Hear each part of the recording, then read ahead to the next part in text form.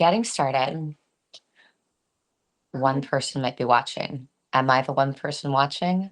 I don't know. I am Maribel, just so you know, I am live. So I don't know that you making noise in your kitchen is going to be picked up by the microphone, but I just want you to know. And Tom will be here soon. No, no, no. He's going to be on the live. I'm now talking to the camera. No, it's all good. So I'm at my friend Maribel's house, and she and her dog Soho and SoCo and her cat Sassy. This feels like it might be a tongue twister ready to happen. I am delighted to be here. I'm here for several reasons, mostly for delight. I know that not everybody organizes their life according to delight, but I must. It is an imperative, according to me. I think delight and resonance, also service and mutuality, the sense of the magic that's possible when we come together.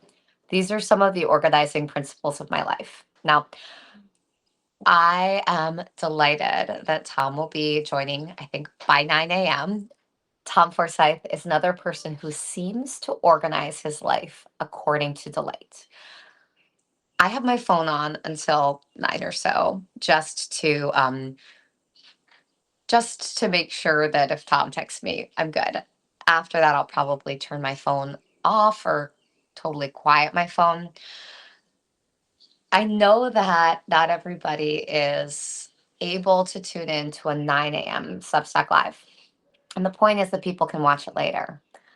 So, according to this principle of delight, I do want to share a little bit of what my day often looks like.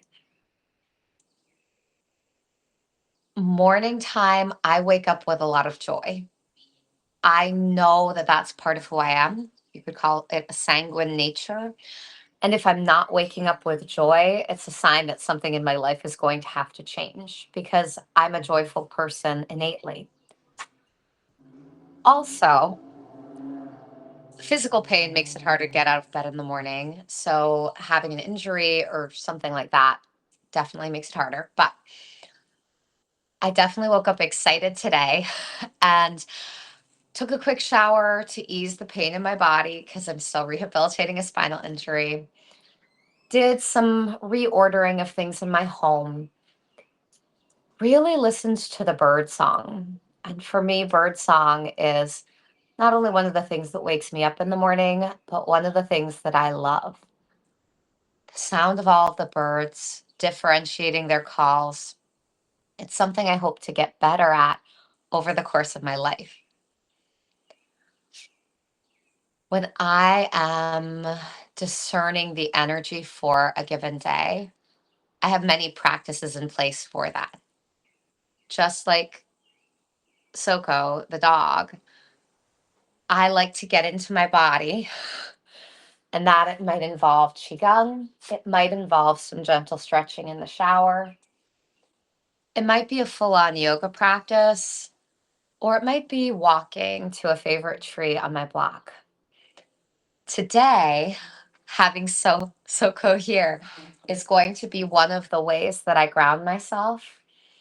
And if Soko comes over to me and wants attention, of course, I'll pause to love on Soko or Sassy the cat if Sassy shows up. But when it comes to embodiment, one of the things that actually helps me get into my body is a practice called SoulCollage. Now, I happen to keep my SoulCollage cards in a series of old plastic lunch boxes because I used plastic lunch boxes when I was a kid as a purse. Not a kid. In high school. In high school, I used them as a purse. But SoulCollage cards, which take a 5x8 size, happen to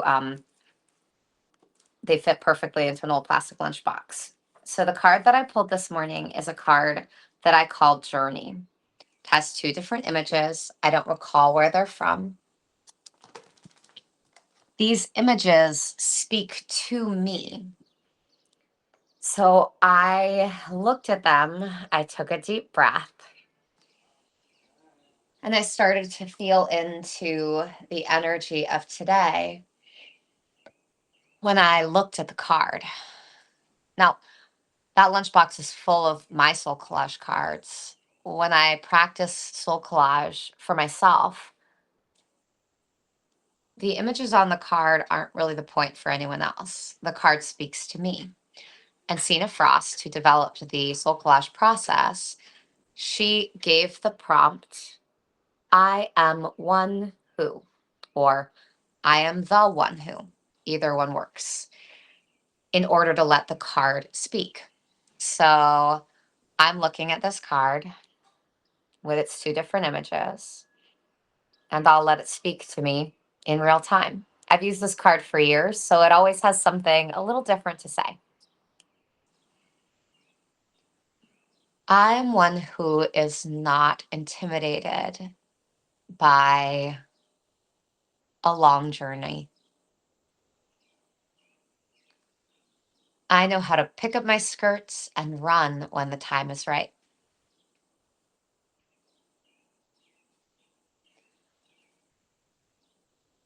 That basic voicing of the card allows me to breathe more into this day and the energy of the day. Sorry, that was funny. If a horn honks outside the window, no biggie. No, but as you said, If Maribel starts laughing, no biggie. Maribel will come over and sit here eventually. when you said that last line of the day, and then it went, Yeah, it was like tiny. yeah. Maribel, you probably can't hear because she's not talking very loudly, but she was saying that it was appropriate timing that outside the window, a horn honked right at this moment when I was ending a sentence. And I liked that too. I noticed it too. Maribel and I are both musicians. We both play the guitar. I think she plays it more skillfully than I do, but we're both in the process of rehabilitating injuries and both working with taking our time. I love noticing when a sound happens that feels like it's an exclamation point or a period, because it reminds me to breathe and be with the energy of the day.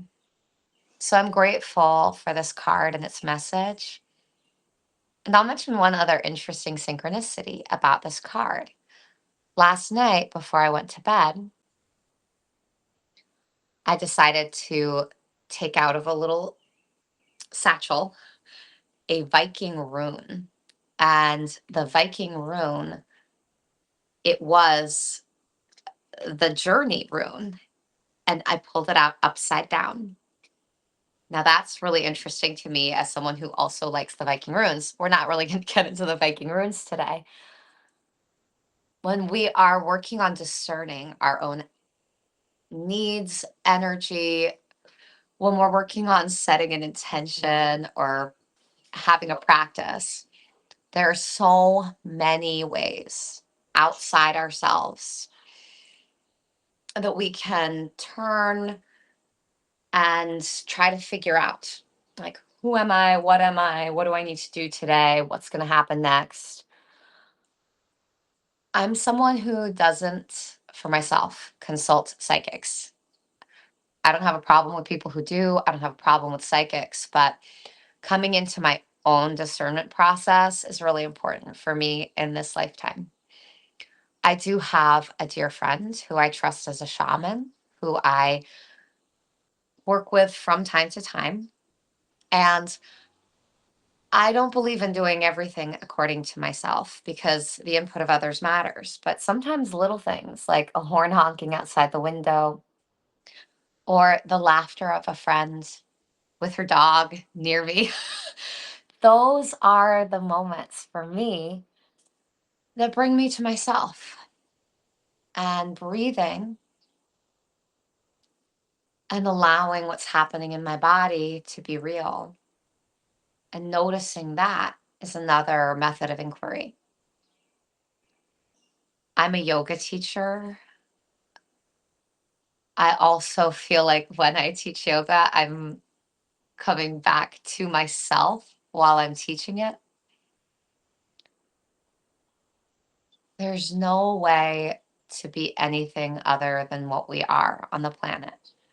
We can pull inspiration from others and we can talk ourselves silly. But it's when we're in a space of our own discernment, just like a little dog curling itself into a blanket. When we come back to ourselves, we access our intuition and wisdom. Tom, you're here. I see you commenting. Are you able to get on video? I'm excited that Tom is going to be joining us. And Tom hasn't used Substack heretofore. So I'd love to get his smiling face on here. I'm going to just, let's see. He can, but he doesn't know how. I'm going to say invites to stream. Okay. It did say error sending invite. So we're going to see how this works. I've done a couple of lives now, and it's still a work in progress. Tom might have to give himself permission using microphone or other things. Camera off. Okay, he's here. Tom Forsythe. Hooray! How are you? Good. How are you? Good. It's good to hear you. Yeah, it's good to have a voice. Oh my gosh! Right? I'm turning my. Okay. Oops. Turning up a little bit so I can hear you a little louder. So, good morning, Tom Forsythe. Good morning.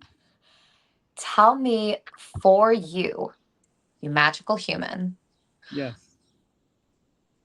what is part of your morning process as a human? Normally I would still be asleep right now, but were I that was It's a real. reaction. um, so the only thing I would say that is like a thing I would do regularly would be I wake up and I like journal first thing. Okay, beautiful. Now, I think so. yeah. I was talking about how like getting into my body matters, but often I'm like guided in getting into my body by pulling a SoulCollage card. Yeah. Yeah, and just like looking at the message of it. So I shared a card that for me is, I named this card Journey. Nice. Yeah, and I demonstrated a little bit about the process and what this card spoke to me this morning. So, can you talk us through your process a little bit more about like what Yeah. the art journaling looks like for you? So I don't try to get into my body. I more so am like trying to waken up my mind and like get it engaged and also like purge it of junk. So I do like the first thing when I sit down to journal, I'll do morning pages. Are you familiar with morning pages? Of course, talk about morning pages for anyone who isn't familiar. So morning pages started with Julia Cameron in her book The Artist's Way, I think. And basically it's just like she says every artist should start every day by writing 3 pages longhand to sort of like clear out the pipes, whatever. I don't like fully subscribe to her way of things, but I do like sort of the free flowing, whatever's coming out is coming out. You're not judging it. Um, I don't necessarily stick to just 3 pages, or I don't always necessarily do it in the morning, although that is like my go-to start for a journaling session. But I'm less, I don't judge what's coming out, but I also think what's coming out has value to me in a way that she doesn't seem to think so. It's like she's like, write it, it's trash, it's done, never look at it again. And I don't necessarily look at it again very often, but I think the process of writing helps me find things and clarify things in a way that helps me sort of wake up and grow my view of the world. Say that last part again. I think it bears repeating. Yeah, so I think I already forgot what I said, but I'll just say more about it and then maybe I'll repeat it. Good, I love it. I think for me, morning pages, it's like it does clarify some things that are happening in your brain, and like even if you're not conscious of like repetitive thoughts or whatever, like putting them into like an actual narrative and actual words, I think does help clarify them and sort of like, if not get rid of them, at least have them take up less space, like running around your brain. But I also find myself writing myself into new ideas and like thoughts and like for example, one of the things I've been journaling a lot about lately, because like for me, I went through my midlife crisis, I quit my job, and now I do like journaling and stickers for a living. And I think the core of that is being your authentic self. So like before, the reason my job was a problem, it was easy and they paid me a lot of money, but like I was faking it the whole time, and that costs a lot. Versus now it's like, since I've given that up, right? I've given up the money, but I've also given up the need to perform. It's like, how then do you express your authentic self? And so I've been thinking a lot about what authentic self means. And so I've been journaling a lot about like what consciousness and unconscious, how like those two types of mind interact with each other, how they form the self, and also like how they interact with the world, and like does that interaction with the world require, is that required to be yourself? So like that's the sort of things I'm journaling about now, where it's like, yes, I could write those pages and throw them away, but like I'm actually generating stuff that I want to like return to and keep thinking about and growing. I love that you talk about the ways in which we return to the things that we've been journaling on. Yeah. Because, like you, I love the process of just putting things on paper. And from the world of therapy, we know that people who are experiencing major intense emotion, I think all of us do at times, but maybe a few people don't. But one thing that has a lot of data behind it is that writing out the things that are really Yeah. painful are like that's a way of getting it out of your system. So I think Julia is speaking to that, and also speaking to a lot of people's blocks around creativity when she says like just write 3 pages and don't even care, no one's ever going to look at it, it Yeah. doesn't matter, it's just your junk. The reality is, for some of us, the junk yard contains a lot of jewels. Yeah. and Yeah. we're going to dive back in. I also, because I have probably like somewhere like 80 pounds of journals Yeah. from my Yeah. life, and I really like going back to different times and seeing what I was working through. Yeah. I also love seeing the things that I wrote and then scribbled out, because a lot of what I write is like I'm writing something down and I'm like, oh, there's something here. And then I actually like tool around with it and it becomes a poem or the seed of an essay or something that I'm going to eventually like put out into the world in some way. Tell me about like this process of the conscious, the unconscious, authenticity. This is Yeah. part of the reason you and I jive so well, Yeah. is because these are questions that really matter to us. We talked about Julia Cameron. I actually really love I think it was the second book she did, Walking in This World, because it Yeah. has like, it adds the practice of taking a weekly walk. But, Hmm. her process of the artist way also involved like taking yourself on an artist date. Hmm. For me, when I went to your pop-up of stickers, Yeah. that was totally an artist date. I was like, Okay. I am going to spend money I do not need to spend on stickers, but also Yeah. I love seeing Tom. I love Yeah. seeing who else shows up in the world and in the room, because it was like just like a homecoming, the energy of Yeah. you plus all of that beautiful art. Did you know that you were my artist date, Tom Forsythe? No, because my artist date could never be that. I mean, I think it's lovely to hear, and I love to be that space for people, and that's part of my new career path in expressing my authentic self, is helping to give people the tools they need to sort of access their authentic self through creativity, and like making spaces for that, and like that's why I host workshops and stuff like that. So I love to hear that. But for me, I don't think that could ever be an artist day, because I think I have to be alone for it. Like it can't be about interacting with other people. I don't know why. It's just sort of like I'm very internal about that stuff, and like to me, like that alone time is what charges me then to be able to go and have those conversations with people, like both like great ones, like where we're on a topic that we both love and like let's really connect, or like even just like the junky ones where you're just like on the street and there's people around, you know what I mean, like all of that. I feel like I need to fuel that with like alone creativity time. I love that we're talking now about how we fuel ourselves. Yeah. Yeah, because I'm somebody who has a great need and capacity as well for taking in the energy of others. It fuels me, Hmm. no question. Yeah. And if I were to do that all day, every day, I would never create my own art, Sure. Yeah. Yeah. right? Yeah. So I need the like highly focused, quiet times as well, in which I'm working with no distraction or with just like background music or the sounds of the birds. So I feel like this is kind of two sides of the same Well, it's like coin. it's I don't know. extrovert introvert, right? Like it's you're an extrovert, like your way of gaining energy is by being with the world and interacting with it, and then you can take that energy and spend it on your sort of like personal creative time. And I'm the Yeah. other way, where it's like I'm getting energy from the personal creative time so that I can then go spend it in the world. Yeah.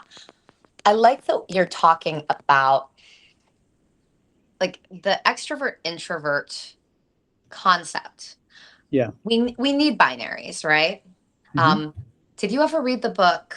It's a spectrum, though. I wouldn't call it binary for sure. Exactly, Yeah. exactly, exactly. I like to think of it more kaleidoscopically as different Hmm. like hues and shades. Sure.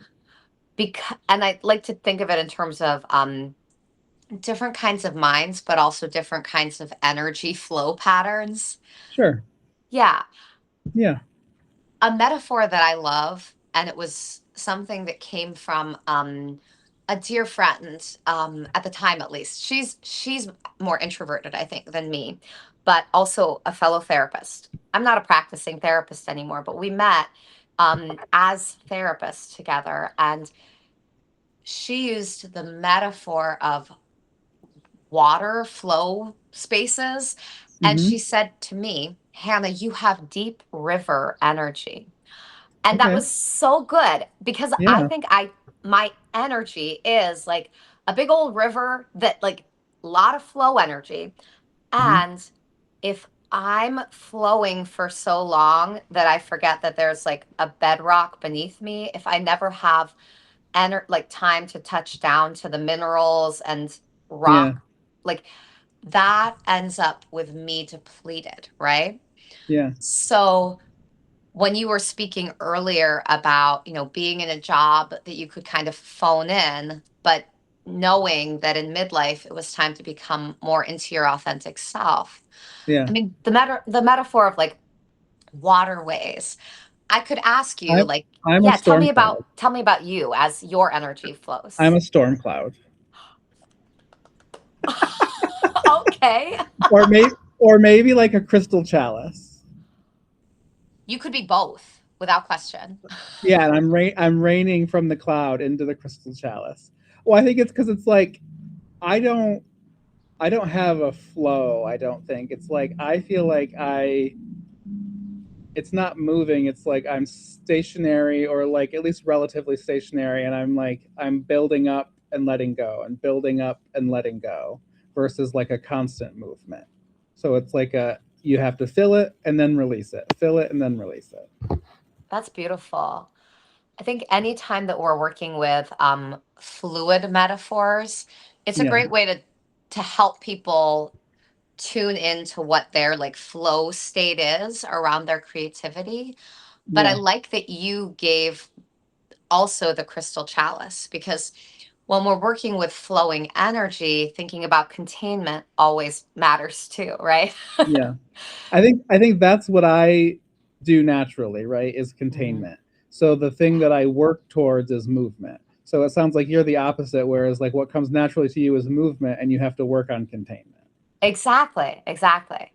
Yeah. I think there are a lot of friends and fellow artists whose energy is more like yours, that Mhm. has a little more natural containment and then back to flow or back to like gathering Yeah. up energy. And those people end up being really good counterbalances to me. Mhm. I would say I would describe a number of friends in that way. I'm Yeah. I'm looking at my friend Maribel right now, who's like sitting across the room, Hi, and Maribel. she's waving, and at some point, Maribel, just start waving again, and I'm going to get you started on a soul collage process while Tom and I keep talking. Okay? She's chillaxing over there, which she's from California, which I love that energy because it Yeah. reminds me a little bit of, well, people I know from California, but also growing up in Hawaii. It's just a little more aloha than Yeah. Massachusetts. Yeah. Oh, tell me about your energy in terms of like childhood versus like where you are now. Um, I think the reason I went through my midlife crisis is like I was for the first, let's say, 25 years of my life, I was like a clenched fist. I was like I was containment. And if anything leaked out that I didn't consciously move out, then it was a problem for me. And so I think the process for me for aging has been to realize that that is not necessary. And I still find myself protecting bits, and I don't think that's entirely wrong, right? Like there's going to be things that you want to keep to yourself or to, like an intimate partner that you don't want to let go of completely. But because I'm coming from such a clenched place, it can like even like natural sharing, like intimacy with friends can still sometimes feel like I'm exposing myself when really it's just like I'm being a human in the world. So like my life story is like an unclenching. So it's like now instead of a storm cloud, maybe I'm a normal cloud that can rain but is not getting super dark before it rains. Wow. That I love your use of metaphor as you talk about yourself. I'm so bad at metaphors, but sometimes I try and it works. This is beautiful. I'm curious. We've talked about storm cloud, crystal chalice, clenched fist, and how you are in this process in midlife of unclenching. Yeah. What is an image that you would draw, because you're a beautiful visual artist,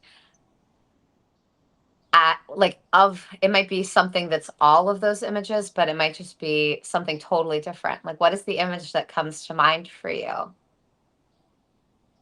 So for me, thinking of art in that way is hard. So my process, if you gave me that assignment, right, of Uh-huh. like, let's capture this on a journal page, Yeah. because we've already talked about those images, what I would probably do, like I do a lot of self portraits because I think Okay. that's important. Because I used to, like, for a long time, I would think like, oh, that's like a very vain thing, right? Like, Hmm. oh, why am I drawing myself when there's so much beauty in the world? Or like I could be, Uh-huh. whatever. Yeah. But to me, it's not about, uh, like capturing my image. It's about taking up space on the page.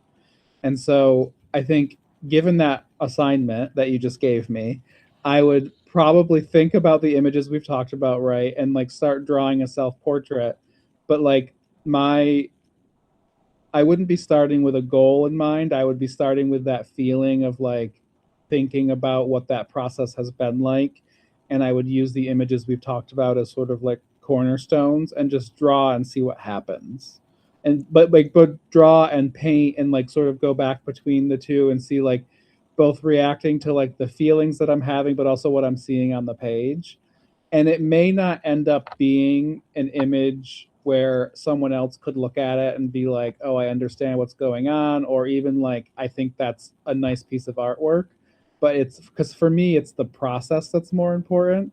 And so as long as I'm like sort of meditating and ruminating and like reacting and being present with that process, it almost doesn't matter what the image looks like at the end for me, especially in my art journal, right? It's different for like in my business when I'm trying to make a sticker I can then sell. Like it doesn't fly to be like, oh, but I felt really good making that. It's like, no, it needs to mean something to you. But like in my journal, it wouldn't be like that, right? Like there's pages like that I afterwards I'm like, oh, that's ugly, but like can remember like why and what I was doing that like made that page, and then so it's still like a good, beautiful part of the journal. I so love that.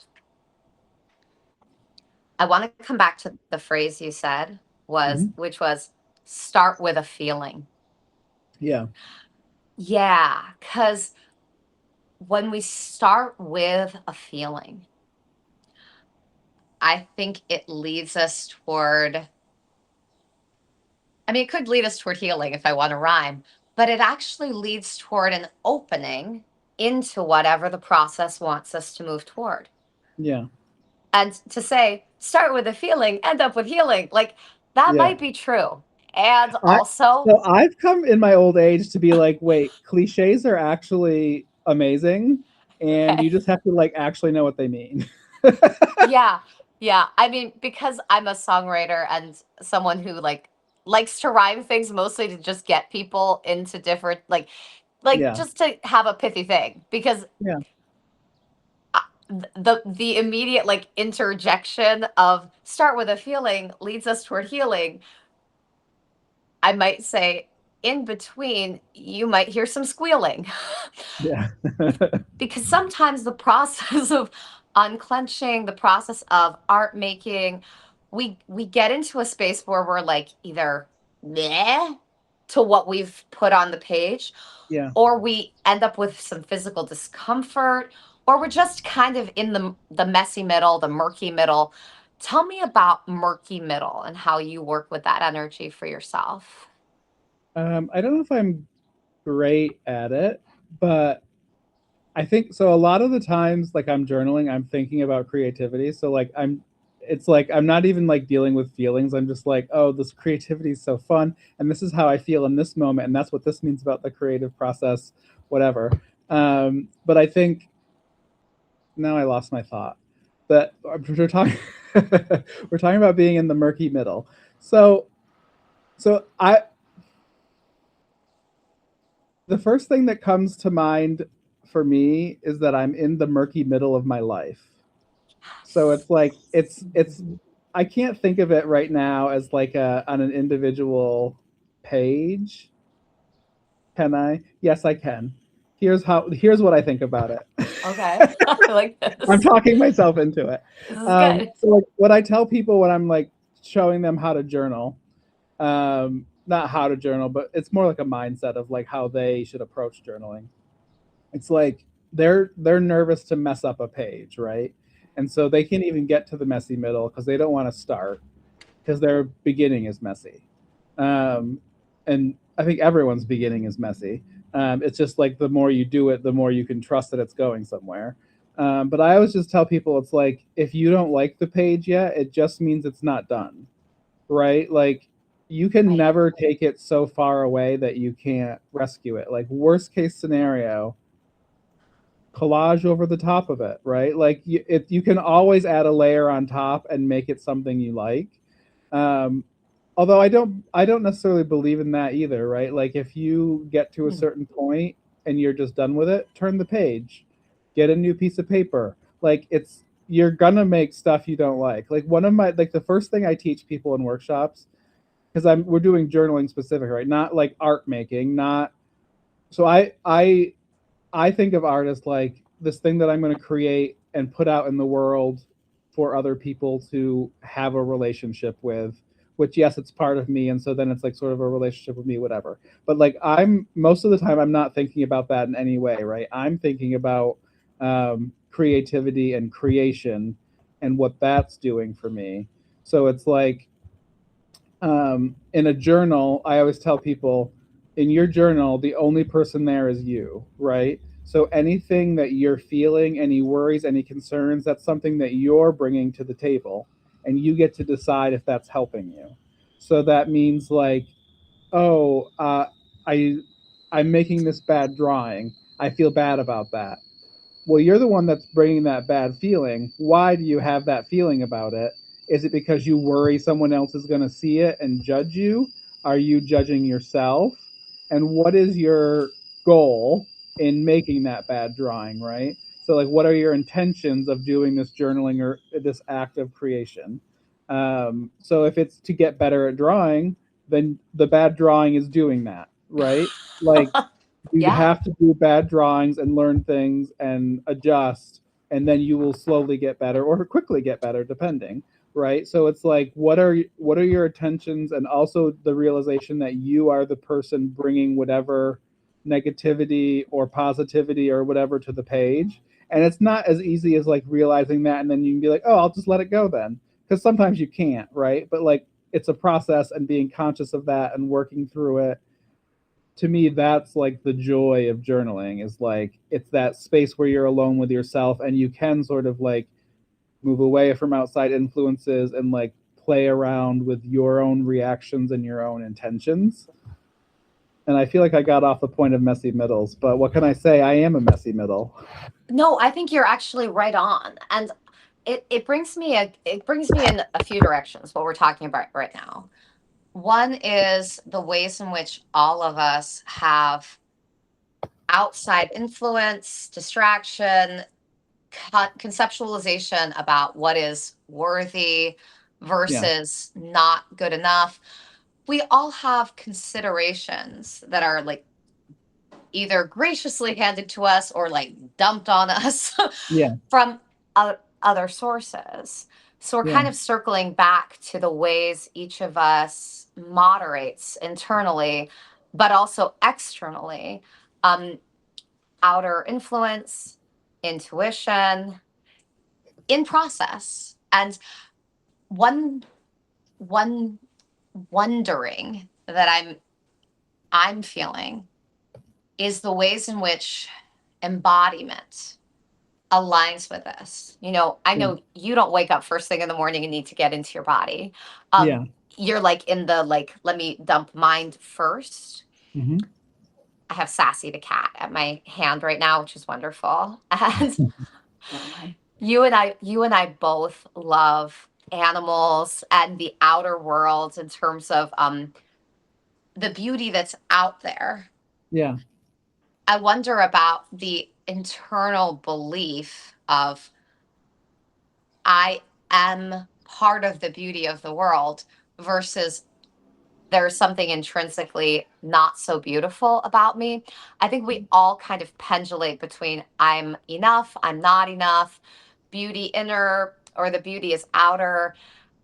This is where we're kind of back to a binary. Um, I loved earlier that you talked about drawing yourself. I like the Hmm. idea of doing a self portrait at some point. I've done a little bit of that myself, but Yeah. not a lot. And I think it's amazing. I think it's super therapeutic.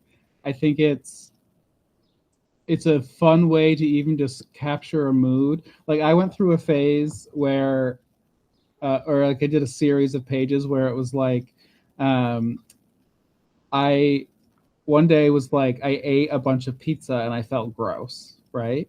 And so then I drew myself and I labeled the self portrait of like, 12 hours after eating Pinky's pizza. And then I did it for the whole week. It was like how I feel now this many hours after eating that pizza. So it's like, it's just like another vehicle to like explore yourself, you know what I mean? And it's like a visual yes, medium, and once you've drawn yourself say 10 times, you can sort of like do a workable representation of yourself, like, no problem, right? It's not necessarily going to look like you, but like you're going to identify with the way that you draw yourself. And then it's like such a fun place to like try stuff out, like draw yourself with different proportions, put a hat on yourself, but also like emotional, and like how do you like, maybe you paint yourself in just blues. What does that feel like? is it because you're sad? Is it because you're thinking about sadness? Or maybe blue's happy to you? It's just like a fun playground. Like once you have that baseline of like self-portrait, to then like use that as like an art space to explore. That is such a great explanation of why gazing at ourselves, examining ourselves. I mean, Elizabeth Gilbert, the famous author, Yeah. interestingly, she has a wonderful Substack called Letters from Love. We don't need to get into that right now. But she wrote an article for the Oprah magazine that I like pulled out and still have somewhere, and I like sometimes photocopy it and give it to people. Yeah. Because it talks about, is it solipsistic? Is it like navel gazing to go on a creative journey or a spiritual journey? No. Oh my God. like if you are examining yourself, it makes you a better person. Yes, but so what? Oh yes, but so okay, this is good. This is good. Well, I like that you're saying this, all right? This is where I kind of go into like the concept of a beautiful spiral in my mind. Yeah. And I, in the world of therapy, saying, oh, you're spiraling is generally not a compliment. Yeah, right. And spirals or whorls, WHORL, like the shape of the spiral is intrinsic to nature.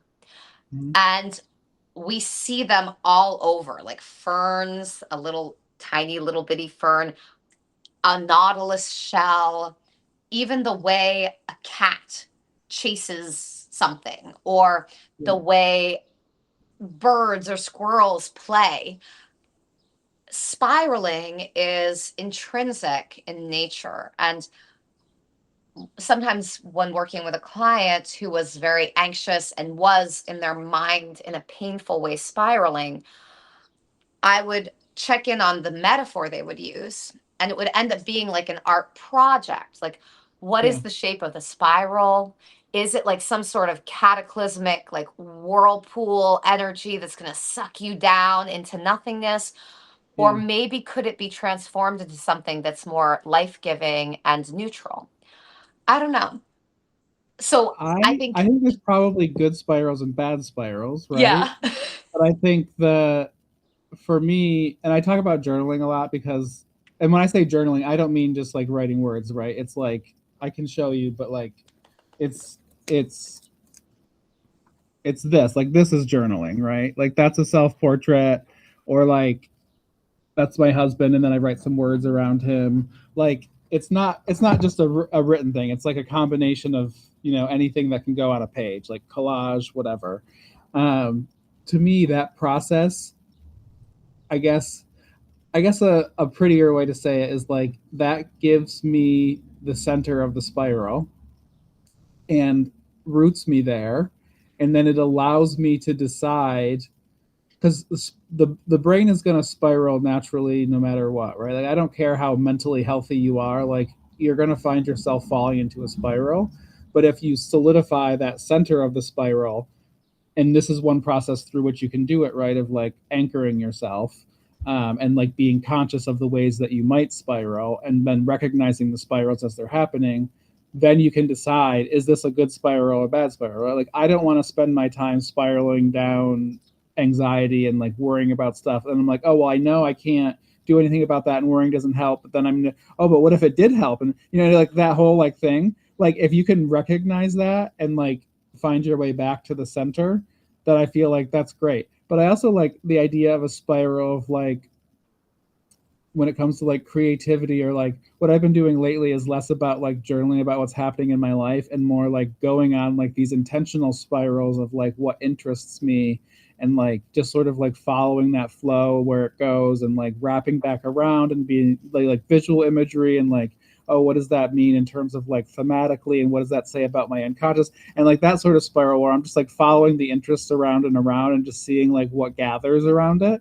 I think that's an amazing use of time, and like I would spend half my days doing that if I could, you know what I mean? Like, so I think it's like spirals aren't inherently bad, but not having control over your movement through the spiral is bad. or unhealthy or potentially unhealthy.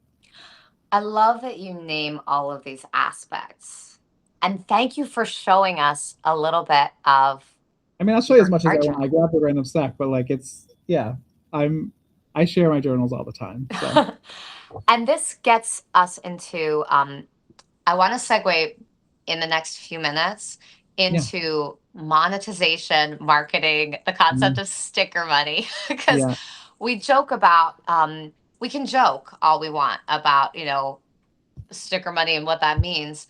yeah, And what's real is that in the world as we know it currently, for most of us, unless we like are born into wealth, it yeah, takes some, but even then, like it takes some sort of care and attention to finances mhm, and money, which keeps changing yeah, what money is.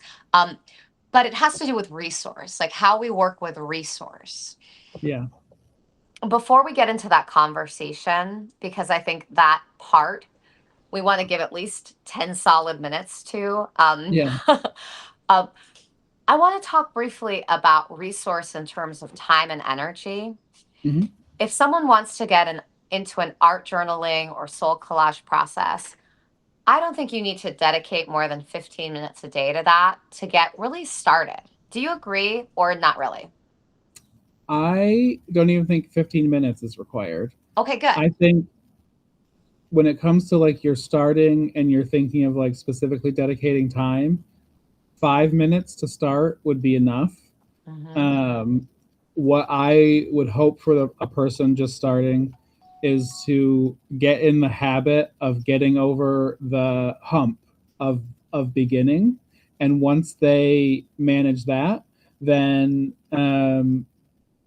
they're going to start finding joy in it. They're going to start finding benefit of it, and then it's not going to be a matter of, oh, I have to set aside time. It's going to be a matter of, oh, here's 10 minutes, let me go and play in my journal, because they're going to know the joy and the benefit of it. um, and I think that will come naturally if they can just get over that hurdle of starting and getting some stuff down on the page. Like, I don't necessarily, I mean, I do have dedicated journaling time, but I also will just like leave my journal open on a table while I'm working. And like, if I have a few minutes in between stuff, or I'm like, oh, I need a break from work, let me go and like doodle, let me go and like write down whatever words are in my brain and sort of like let that accumulate over a day.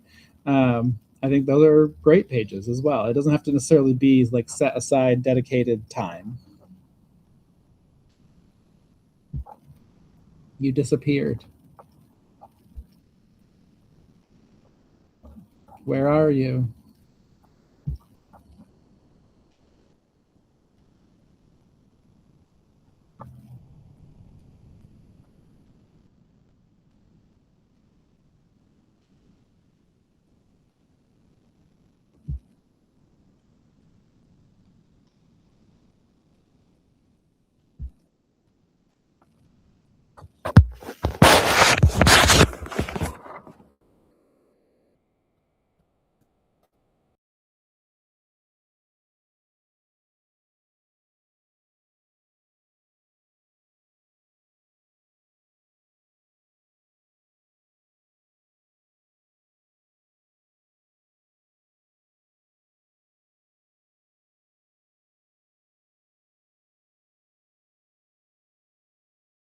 I turned it back on. Oh, there I am.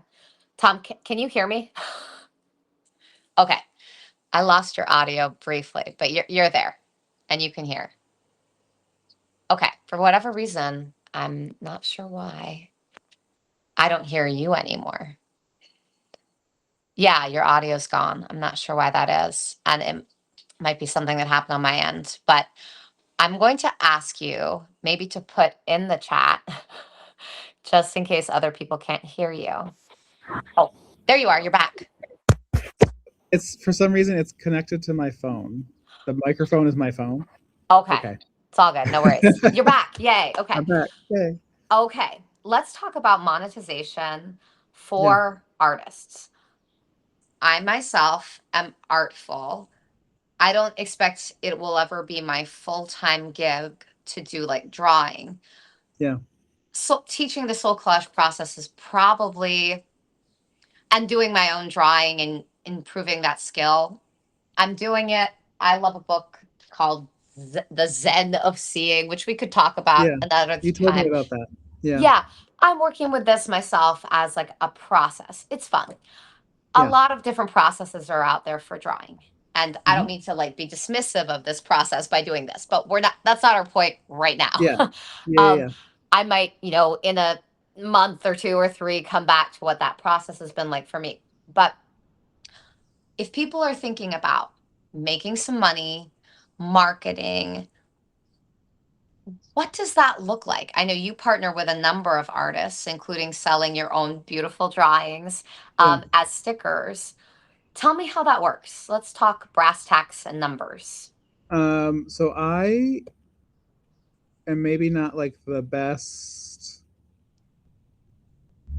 path to success for this because I what prompted my ability to go through my midlife crisis is that I'm married to a person who makes a lot of money and pays my bills. Yay. So, um, but even before I met him, I was still going down this path, right? So, like, I have some experience with it, but it it doesn't currently pay my bills. It pays for itself, right? And it pays like for my non-essential living requirements. Like, I use it to like buy journals and buy watercolor paints and stationery and whatever. And like, some smaller expenses in life, but like my husband pays my mortgage. So like Okay. I'm not living on this money alone. Um, but I also, for most people, I would say that they shouldn't try to live on money from creativity. I think it's dangerous in terms of, for me so far, because like I said, like I think of art as something like you're putting out in the world, and that's not really interesting to me, right? Like I'm much more interested in the act of creation. But sort of like capitalism forces you to put it out in the world and ask other people to assign value to it. And I think that can be detrimental to your own creative practice if you don't build up the right walls and resistance to it, right? So I Right. would say a much happier person would have a career that they find fulfilling separate from creativity, but still have a creative practice in their life. And that's not to say that they couldn't then monetize it to some extent, and like, maybe they make a painting they really like and they want to either sell the painting or sell prints or make stickers of it. I think that's beautiful. And I think it's less about the money and more about sharing yourself and aspects of yourself and connecting with other people. And I think that's where the real value is. And I think once you introduce money, it becomes dangerous, right? Because like even now, like sometimes when I'm journaling, I'll find myself being like, "Oh, how can I monetize this?" And I'm like, "No, like I need to just like be creating and be happy and like enjoying this process." And like, yeah, maybe I could mine it later for like, "Oh, this image is good. Let me turn it into a sticker or whatever." But it's problematic to do that while you're doing the act of creating. So I think it's dangerous, and I think it's you should only go down that path if the only fulfilling career you can find for yourself is that, right? Like for me, my career, the goal of my career currently is not to create things and sell them for money. It's my mission is to help other people find that creative practice. Like that's ideally what I want to monetize and spend my time doing in how I interact with the world, not necessarily like selling my art. And it sounds like that's sort of what you're doing too, whether because you feel like that's where you find meaning or because that's where you find the most traction. I don't know. But to me, that's the most fulfilling. So, and the most sustainable, right? Like sharing the experience of the act of creating, I think to me is like the most pure and meaningful thing I can do versus like, here's this thing that I drew that's cute or like has, and I do think there's meaning in that too, right? Like I think there's like lots of stickers of like sharing an experience of mental health in a quirky, funny way that then somebody sees and resonates with. Like in the sticker shop, I would hear a lot of like, oh, that one's me and that one's you. And it's like people identifying with these pieces of yourself that you've put out into the world. But there's also an aspect of that where it's like some of the stickers that we're selling in the shop was just like surprising, and I would be like, that has no resonance for me in terms of like, I don't know why the sticker's selling so well, but like, yeah, I'll draw one and sell it so I can make some money. Do you know what I mean? Right, right. But in terms of like marketing and stuff, like we were talking about, like if you do want to go down this path, and again, I think it's hard to make a living at it, but even if it's just like a fun side gig or a hobby, for me, theoretically in today's world, social media is the way you do it. But for me, that feels largely inauthentic. And I circle back to it again and again, trying to find an authentic way to engage with it. And I can for periods of time. But for me, it's like go out and meet people where they are, right? Like do a pop-up, go to an event, like get a table at like your local art festival, or like I travel a lot to lots of events to sell my stickers and sell other stuff.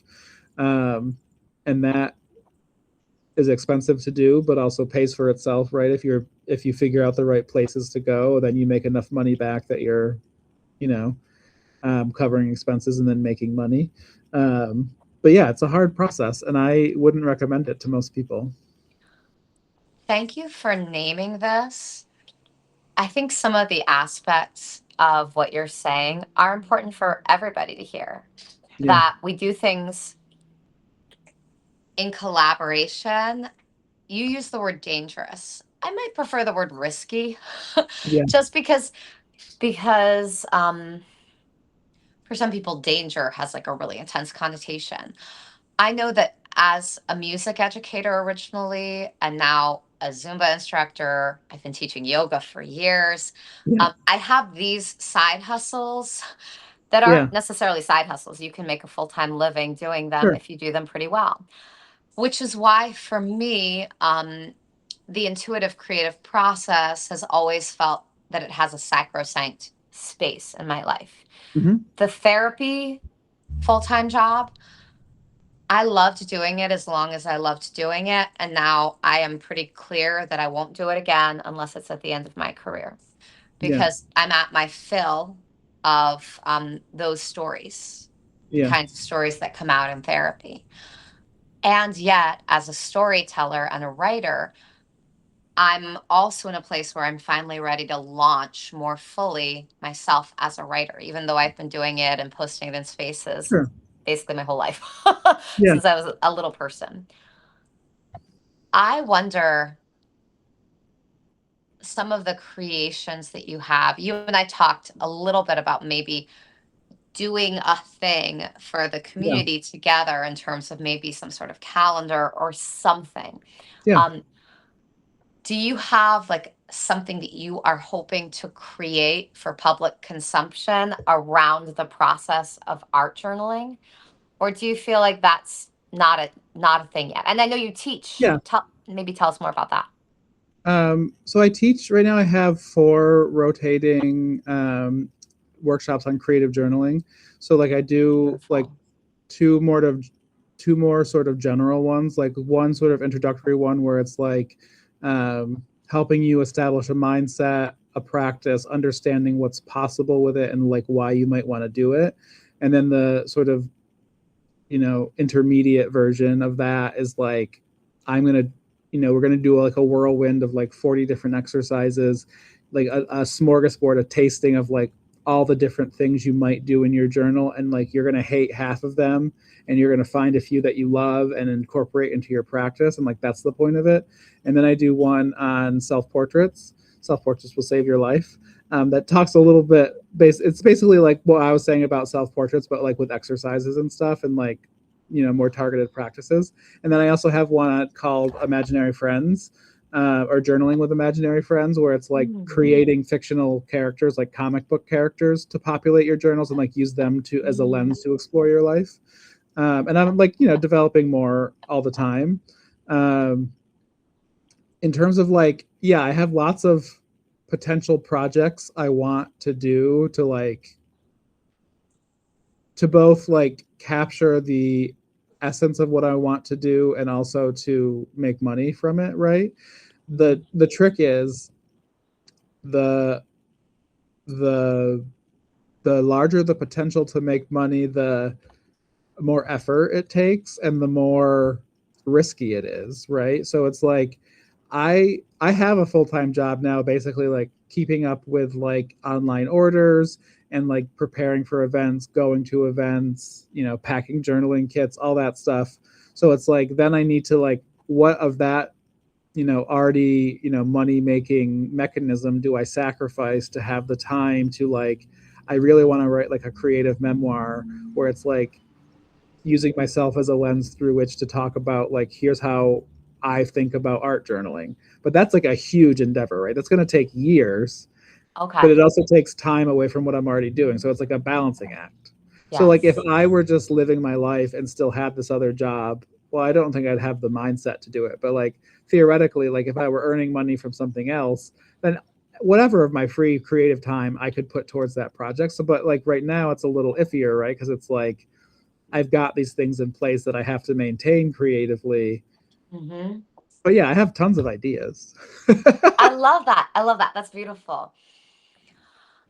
I am grateful to have this conversation with you. And I do want to know in terms of numbers, Mhm. because you said there are a few different ways to do it. And I think you do things differently with different artists, maybe, Mhm. or maybe not. Um, Yeah. I showed you an image of the beautiful image that my collaborator, Emily Barolo, she technically Emily Vernier Barolo, she created for the collaborative that Mhm. I Yeah. created. And we're going to make it into patches soon. Um, the patches will be something that we're selling. You can tell she's a gifted artist. If we were to create a sticker that you sold in a pop-up eventually out of that, Mhm. how would you work with an artist like Emily? What would your normal cut percentage be? So the only time I've ever worked with other artists is in the pop up. So normally it's Mhm. just my own stuff because that's the biggest margin for me, and therefore I can Yeah. afford to do whatever I'm doing. Hmm. Um, the pop up. So like my like catchphrase for my business is like everyday creativity for everybody, right? So Love that. that's normally like helping them develop the tools and skills to do that in their life. The idea behind the pop-up was sort of the output of that everyday creativity, and so that's why I wanted like other artists to sort of come in and like it's not just me but it's like here's creativity from everybody. So that's why it was a special thing for me. The way I did it, whether this is right or not, this was sort of like my best stab at being fair slash sustainable for myself. Is if I was licensing the artwork, meaning like they're not physically producing anything, they're giving me the artwork to physically produce something with, then Mhm. they would get 25% of anything that's sold. So like on a $4 sticker, they would get $1 for every sticker that's sold. So all Okay. they would have to do is hand me the digital file, and then I keep track of like, okay, you sold 10 of this sticker, that's $10. You sold 15 of that sticker, it's $15. Um, and they get the 25% of the full price. No, like because I also had like the deal, like 3 for 10, whatever. So like they would still get like the 25% of the full price, and any sort of discounting I wanted to do came out of my side of it. Is 25% the right amount? I don't know. Is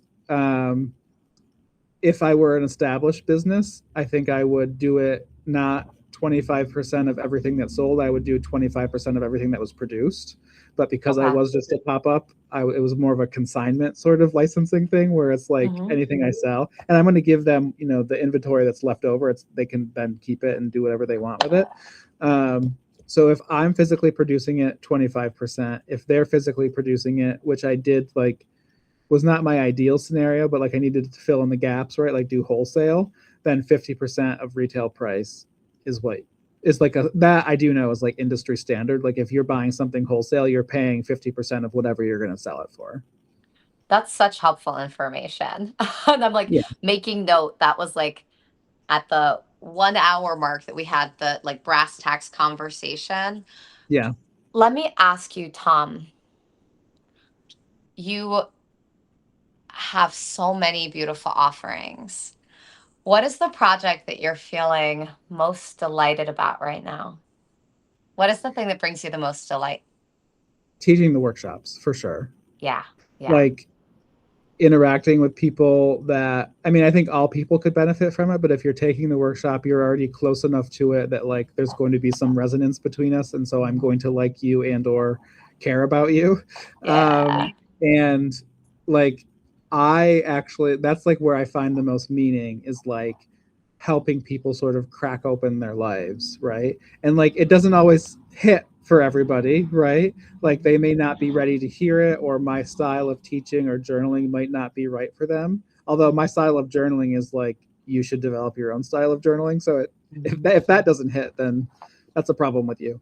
Um, but but yeah, I think that I find fulfilling, like to have people come back afterwards and be like, and I think this may be dramatic, but they're like, oh, you changed my life because like now I can do this. And it's not infrequent that people will cry in the workshops, right? Because something will really just hit them. Like, and like stuff that would like be innocuous for most people, all of a sudden it will bring them to tears because they're just like, oh my God, like I found such freedom in this moment. So stuff like that. But like obviously like the self-portrait workshop gets pretty scary because it's like they're drawing themselves as monsters and like we're really digging deep, you know. But like to me that's important, and I'm not a qualified therapist in any way, but I do feel like everybody can be their own therapist if they have the right tools. And so I'm trying to not necessarily give them the full tool set, but at least like open their world a little bit to like see the possibilities. And so to Yeah. me, that's the most important. Like I love making stickers, and I'm like, if I make a sticker I love it when it sells, whatever. Like it's good like feedback for me. It's good. It makes me feel good, but I don't necessarily find meaning in it. I find meaning in like the teaching of the workshops and like the getting to know these people and like expand that relationship. And yeah. Yeah. I love you sharing about this, because and like we could get into this more, but I want us to wrap pretty soon, and I'm going to Yeah. ask you to tell us exactly where to find your live workshops, and also tell us your website, and that'll all be in the notes for the show that I add later, like Yeah. in the post too. But Yeah. I mean, maybe put it in the chat in case anyone's watching, but also tell us verbally, for someone who just listens to this maybe while they're driving somewhere later Yeah. today or in weeks or months, how do we find you if we want to engage in your art Yeah. journaling process? The best way to find me is probably on Instagram, Okay. where I'm Sugar Turtle Studio. I do have a website, sugarturtlestudio.com. Awesome. But like the most information, the most up to date, like because like in my profile, I'll put like the links to like here's this workshop, here's that workshop, here's this new product, whatever it is I'm working on is like front and center there. But that's also where I'll do like, again, I go through spurts, but like I'll do like here's inside this journal, here's like a little journaling exercise you can do, like just like little micro versions of like my bigger message. So I think Instagram really is the best place right now.